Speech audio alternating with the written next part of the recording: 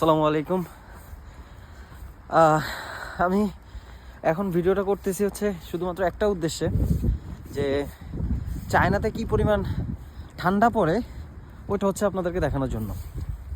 আমি হচ্ছে এখন একটু যাচ্ছি, আমি কালকে হচ্ছে যাব একটা কাজে, মানে বিজনেসের কাজে।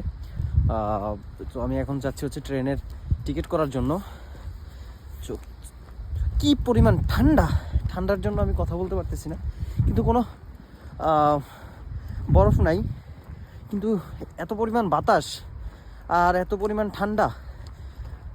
ঠান্ডার জন্য হচ্ছে আমি মানে হাত পা নাড়াইতে পারতেছি না, অনেক কষ্ট করে হাঁটতেছি।